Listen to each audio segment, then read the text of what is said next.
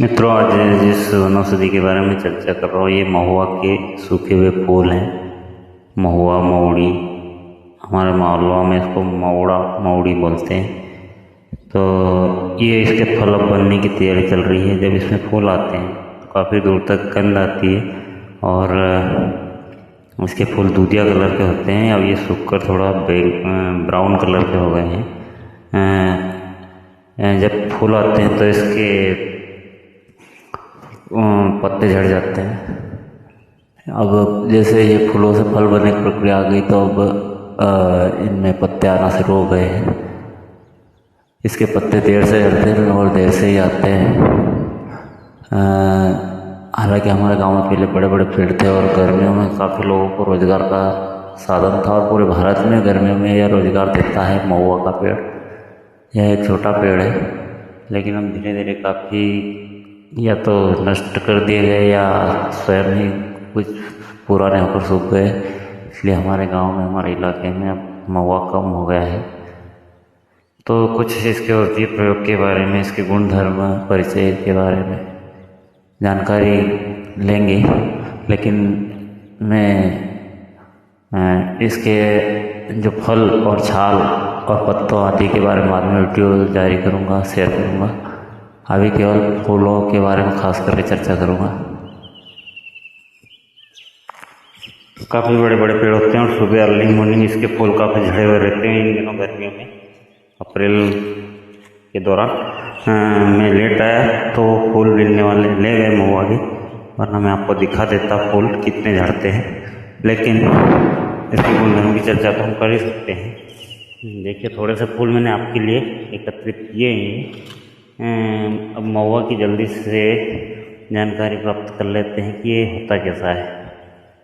आयुर्वेदिक मत से महुआ मधुर होता है, काश वास में लाभकारी, धातुवर्धक, पित्त शामक, शुक्रवर्धक, मादक यानी नशा देने वाला, दाह शामक, हल्का नशा, ऐसा नहीं अल्कोहल जो शराब बनाई जाती है वो अलग चीज़ है। मूत्रल, नाड़ी बलवर्धक, नाड़ी बल्य है यह मूत्रल है। कब्ज, खांसी, कमजोरी, सिर दर्द, नपुंसकता, चर्म रोग, अंडकोश की सूजन आदि में काफ़ी गुणकारी है। जब गर्मियों में फूल आते हैं तो दूर तक इसकी गंध आती है। फूल के समय पत्ते झड़ जाते हैं। आयुर्वेदिक मद से महुआ मधुर होता है और भारत में सभी जगह पाया जाता है। इनमें द्राक्ष से भी अधिक तत्व होते हैं। जो आयुर्वेद के बड़े बड़े महान विशेषज्ञ, जानकार, ऋषि आदि के विचार पड़े तो अंगूर, द्राक्ष, मनुखा से भी अधिक गुणकारी बताया गया। लेकिन इसकी गंध के कारण लोग इनको खाते नहीं, एकत्रित करके सुखाकर बेचते हैं और जो विक्रय करते हैं तो उससे शराब बनाई जाती है। एक सामाजिक बुराई है। हमें सुखाकर अपने लिए रखना चाहिए और घर में सेवन करना चाहिए, क्योंकि यह फ्री में द्राक्ष से अधिक हमारे शरीर को सभी विटामिन से पोषक तत्व देता है, अनेक बीमारियों में लाभ करता है। कमजोरी दूर करने में इसका जवाब नहीं। तो ये जो बेचना और शराब वालों के धंधे में मदद करना ये गलत है। बरगद और बहेड़ा से महुआ के पेड़ों के पत्ते मिलते जुलते हैं। कुछ लोग दालचीनी में इसकी छाल को बेच देते हैं मिलावट के रूप में। महुआ की छाल में बता दो आपको, ये इसके काफ़ी बड़े बड़े पेड़ होते हैं। ये भी काफ़ी ऊंचा है लेकिन फिर भी कम है।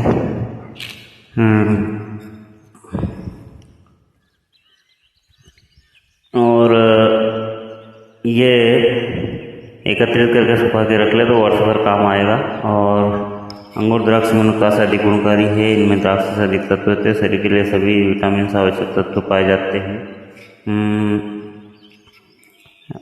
और इसके अतिरिक्त महुआ हिंदी में महुआ बोलते हैं, मराठी में मोहेड़ा, लैटिन में मधुका इंडिका, गुजराती में मऊड़ी या महुड़ा, संस्कृत में मधुक, मालवी में भी मऊड़ी या महुड़ा बोलते हैं। आयुर्वेद के अनुसार यह शीतवीर है, विपाक में मधुर है, नाड़ी बल्य है और मूत्रल, वात, पित्त शामक, लेकिन कफवर्धक और वेदनाहारी होता है। यह अंडकोश की सूजन में भी लाभकारी है। और इसके अतिरिक्त महुआ के बाकी जो गुण हैं वो मैं अभी एक साथ नहीं बता सकता, एक वीडियो में बाद में और चर्चा करेंगे। इसके बीजों से, फलों से भी काफ़ी लाभ होता है।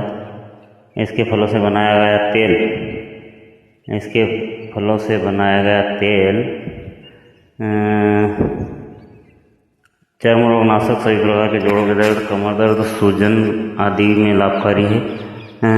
मैं खुद अपने अनुभव से बताता हूँ कि यह कमजोरी, रक्ताल्पता, हृदय की धड़कन का तेज होना, हृदय की कमजोरी, हमारे शरीर के समस्त अंदरूनी अंगों में सूजन, पेट के अंगों में सूजन हो, कमजोरी हो, रक्ताल्पता हो, तो यह काफ़ी लाभकारी है। इसके अलावा यह बवासीर, कब्ज आदि में भी लाभकारी है। तो उसका विस्तार से हम अलग अलग वीडियो में इसके फार्मूले पर चर्चा करेंगे। बवासीर में फूलों को घी में तलकर देने से बवासीर रोग में लाभ होता है। इसके फूलों को दूध में देने से या काढ़ा बनाकर देने से अनेक लाभ होते हैं। कमजोरी दूर होती है। पित्त वातजन्य रोगों में लाभ होता है। इसके फूल पौष्टिक होते हैं, बहुत पौष्टिक होते हैं। मैंने पहले ही बता दिया, कमजोरी दूर करने में रामबाण है, लाजवाब है। इनका नियमित सेवन करने से हृदय की कमजोरी, मस्तिष्क की दुर्बलता, सभी प्रकार की कमजोरी, पाचन की कमजोरी, हड्डियों की कमजोरी, पाचन अंगों की कमजोरी, यौन रोग, सेक्स संबंधी समस्याएं, खांसी, मनोविकार, मानसिक दुर्बलता, कब्ज, गैस, धातु रोग, शुक्राणुओं की कमजोरी दिव्य शक्तिदायक है ये। इसलिए ये सभी चीज़ें जो अभी मैंने बताई ठीक होती है, इसमें कोई शक नहीं करना चाहिए। सभी विटामिन की पूर्ति करता है। महुआ का फूल मासिक धर्म, बवासीर, आँखों के लिए भी लाभदायक है। बवासीर दोनों प्रकार के हो तो लाभ करता है। मासिक धर्म में भी लाभ करता है, जिसमें अति रक्तस्राव हो उसमें भी लाभ करता है महिलाओं को। स्तनों में दूध बढ़ाने वाला है यह, दूध वर्धक है। स्तनों में कफ वर्धक है, रक्त के लिए भी लाभदायक है। इसके अतिरिक्त इसके फल, छाल और पत्ते, जड़ आदि के बारे में हम बाद में और चर्चा करेंगे। तब तक के लिए मैं केवल यही बता सकता हूँ कि इसका सेवन करें। इसको केवल एकत्रित करके बेचें ना, क्योंकि यह अभी में आया तो फूल इसके उठा ले गए।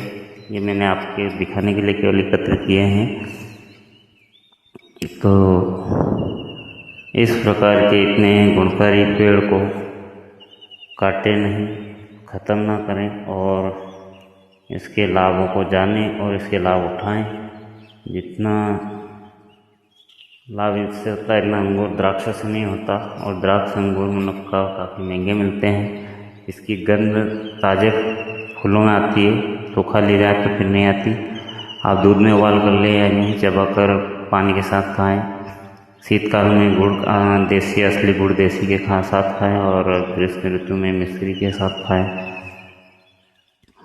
तो यह ये बहेड़ा के पत्तों से मिलते जुलते पत्तों वाला यह जो पेड़ है, जिसका नाम है महुआ, महुड़ी,